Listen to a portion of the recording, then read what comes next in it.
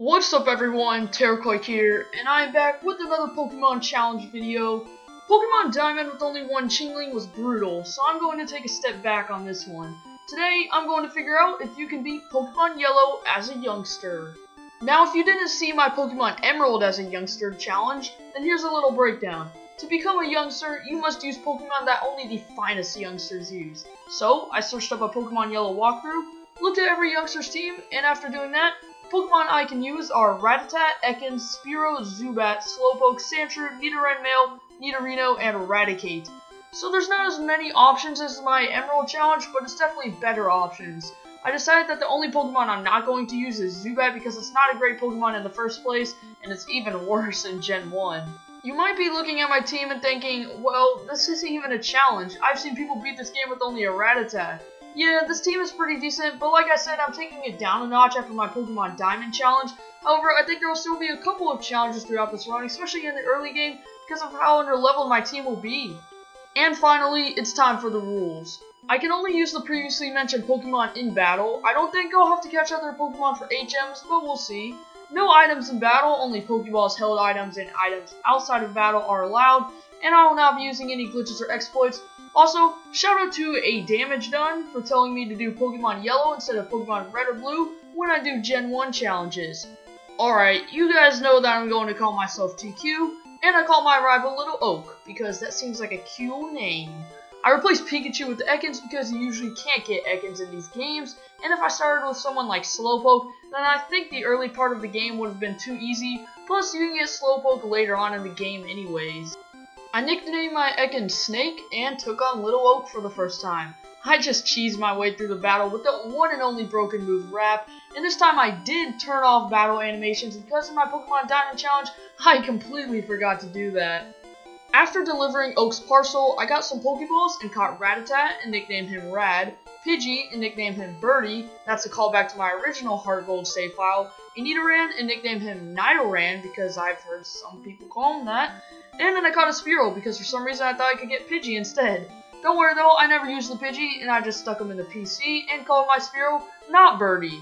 After a bit of grinding, I went to take on the optional rival fight. I started with Snake and I just kept on using Wrap. The Spearow got in a couple of leaders though, so I had to switch to Rad to take it out with a quick attack. I go to Nidoran for his Eevee, switch my moves around, and it kept on going for Sand Attack. Luckily, its tackles weren't doing too much damage, and I eventually took it down with a couple of Horn attacks. My team doesn't really have any counters for Brock, besides Nidoran. You see, at level 12 he gets Double Kick, which should make this fight pretty easy. Well, I was kind of right. Brock starts with his Geodude, and I start using Double Kick. It doesn't do as much damage as I was hoping for, but I managed to take it down without any problems. Onix, on the other hand, has Bind, which is a move that works just like Wrap in Generation 1. I got stuck in the Bind, which brought me below half health. Then Onix used Bide, so I started to leer, and I nearly took him out, but Nidoran went down. Since Onix was low health though, I sent out Rad and took it down with 2 quick attacks. That battle was harder than I thought it was going to be. While looking for Sandshrew, my Nidoran evolved.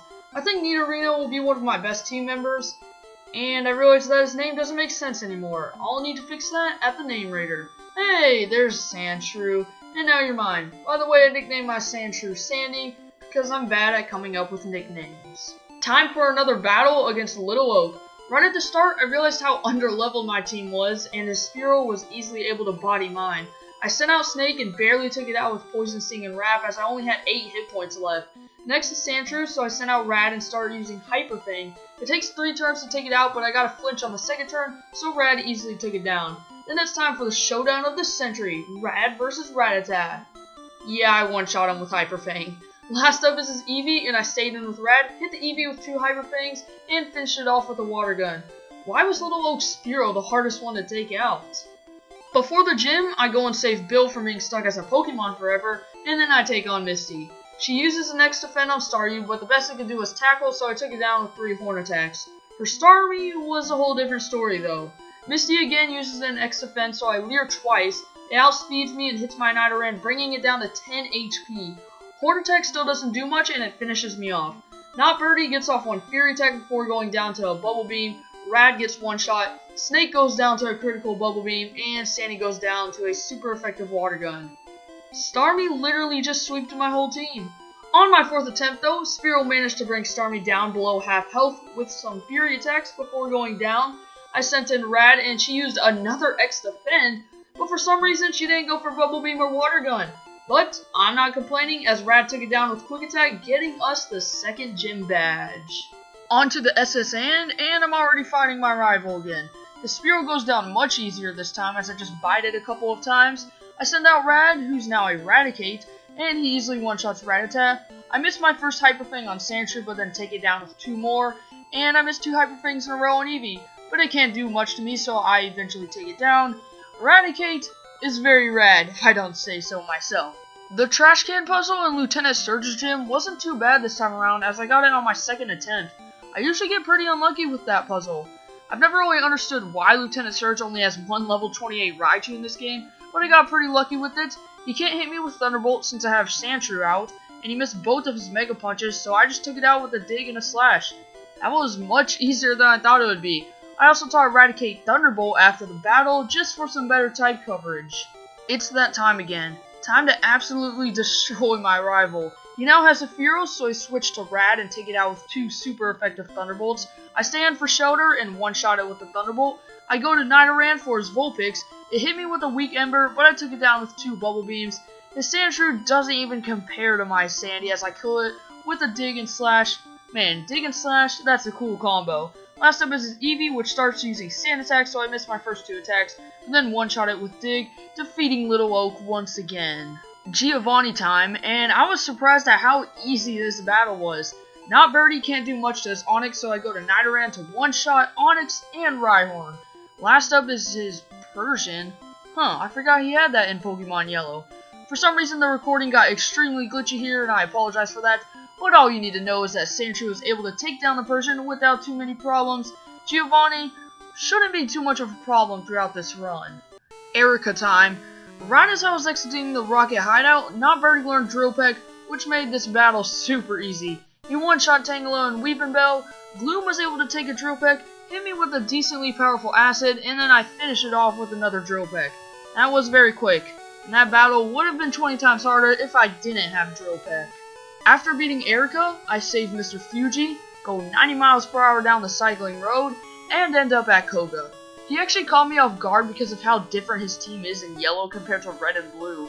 The first Venonat goes down in 2 Drill Pecks, as you can already see how underleveled I am. The second Venonat goes down the same way, but it hits me with a powerful Psychic, and that let Koga's 3rd Venonat finish off Not Birdie. I send in Snake to take it down with Strength, as Koga went for an X attack. That's Gen 1 AI for you right there. Last up is his level 50 Venomoth, which one-shots my Snake with a Leech Life. A freaking Leech Life! I send out Rad and Venomoth uses Double Team, but I paralyze it with a Thunderbolt. Now I outspeed it and I get a flinch with Hyper Fang. My next Hyper Fang brought it down to yellow health, but Venomoth hit me with a Psychic. However, I'm able to finish it off with one last Hyper Fang to defeat Koga. Man, I got very lucky with that Venomoth. Now that I have the Soul Badge, I can go to Route 12 and catch my last team member, which is Slowpoke. I nicknamed it Derp, which is a callback to my top 5 favorite Kanto Pokemon video because I mentioned that I like it because of its derpiness. And I think Derp will be my 3rd best team member. I also used the routes east of Fuchsia and the Silph Code to get it caught up in levels with the rest of my team. Time to face Little Oak again. He starts with Sand Slash, and even though I'm only a Sandshrew, I was still able to take it out. Probably because I didn't miss even though Sand Slash did use Sand Attack a couple of times. I stayed in for Ninetales, missed my first dig, but all it did was use Roar and Quick Attack, so my next dig easily took it down. I go to Rad for his Cloyster, and it confuses me, but I don't hit myself, and I do some pretty good damage with Thunderbolts, and he uses Supersonic again. Okay. Next up is Kadabra, and I one-shot it with Hyper Fang because of its abysmal defense stat. Out comes Jolteon, so I go to Nidoran, who I still haven't changed its name, and Jolteon uses Pin Missile. It's super effective. Was Bug super effective against Poison in Gen 1, or is Pin Missile a different typing in Gen 1? Oh, yep, Poison and Bug were super effective against each other in these games. Interesting. Anyways, I didn't want Nidorino to die, so I sent in Rad to finish off the Jolteon.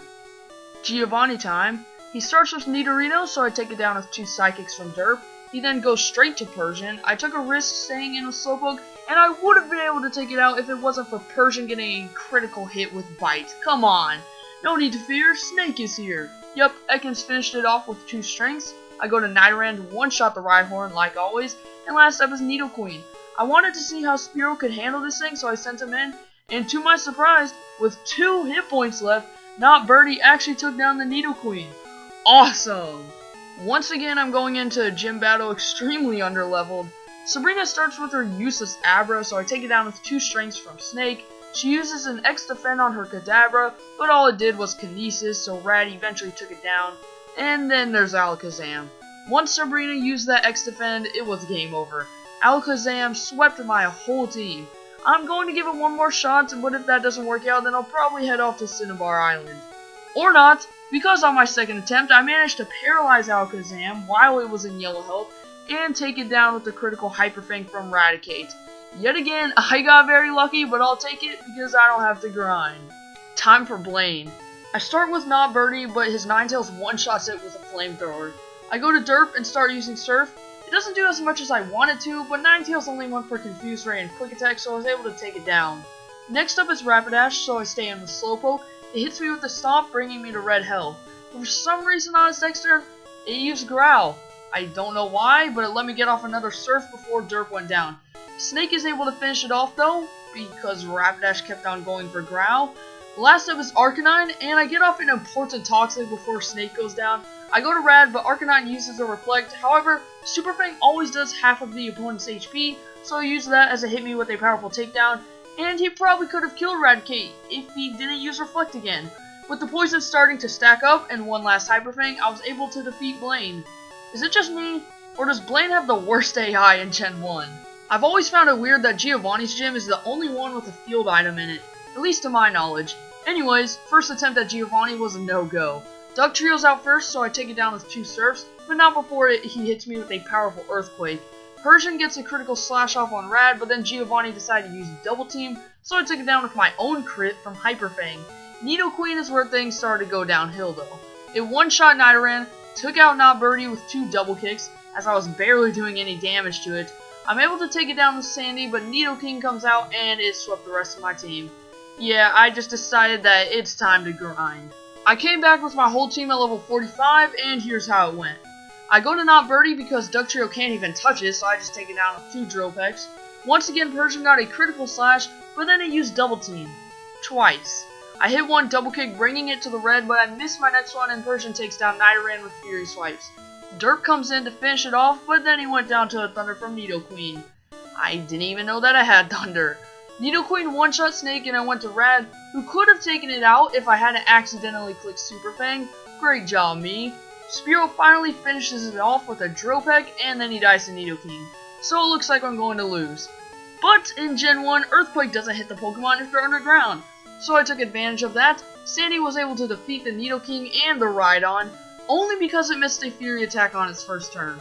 3 of the last 4 gyms I've gotten extremely lucky on, and hopefully I can carry that luck all the way through the rest of the game. Little Oak is back at it again before Victory Road, and this battle wasn't too bad. He starts with Sand Slash, so I go to Not Birdie, and he nearly takes it down, but a critical slash ends Spearow. Sandy avenges him though with a slash of his own to take down Sand Slash. Execute wastes its time charging up Solar Beam, so I take it down with 2 Hyper Fangs. Ninetales wastes its turn using Quick Attack, Tail Whip, and Roar, so Nidorino easily takes it down. I get a lucky crit with Thunderbolt on Cloyster, and then Little Oak uses a potion. Psh, pathetic. I stay in for Kadabra to one-shot it with Hyper Fang, and Jolteon misses Pin Missile, and then uses Thunder Wave, so I kill it, and defeat Little Oak for, what, the 50th time? After Victory Road, here's my team. I think Nidoran, Rad, and Derp will be the 3 key members on my team. However, I'm not expecting to go very far with the current level that I'm at, but I'm just going to throw myself in there to see where I stand. And yeah, I didn't even get past Lorelei. The battle actually wasn't going too bad up until her Lapras, which finished off the rest of my team. Considering that the rival's highest level Pokemon is 65, I'm definitely not getting any further than this, so I'm going to need to get up a lot of levels. Grinding in Victory Road isn't all that bad since the wild Pokemon are around the same level I am. Hopefully I don't have to get up into the 60s in order to beat the game, so I'm probably going to train to the high 50s and try again. I tried again with my whole team at level 55, and here's the attempt. Dugong went down with a couple of Thunderbolts after it used Rest. I stayed in for Cloyster. It misses a Supersonic, so I take it down with a Super Fang and Thunderbolt. Slowbro started to bulk up with Amnesia, but on my 4th Horn Drill, I get lucky and get that one-hit KO. Jinx one-shot Spearow, but Derp came in and started to use Surf while it went for Thrash. Lorelei used a Super Potion, which didn't really matter as Derp took it down. Lapras is up last, so I go to Snake to hit it with a Toxic before dying to a Hydro Pump. Rad gets off a Thunderbolt before going down, but Nidoran comes in. Lapras uses Confuse Ray, but the poison does enough damage to take down the Lapras. Alright, finally I got past that battle. Bruno was the complete opposite of tough. His Onix went down with one Bubble Beam. Hitmonchan managed to live a Drill Peck, but his Ice Punch didn't do too much damage. Hitmonlee could not live a Drill Peck. The second Onix goes down the same way as the first one did, and luckily Machamp missed a submission, so Not Birdie was able to take it down with 2 Drill Pecks. It's nice to have an easy battle like that every once in a while. Agatha was up next, but she wasn't too threatening either. Her first Gengar could only use Confuse Ray and Mega Drain on Spearow, so it easily went down. I go to Derp for Golbat and take it down with 2 Psychics as it hit me with a very weak Wing attack. I stay in for Haunter, hit with the Psychic, then I get put to sleep, and then Agatha switches out to her Arbok. Too bad it's also weak to Psychic types.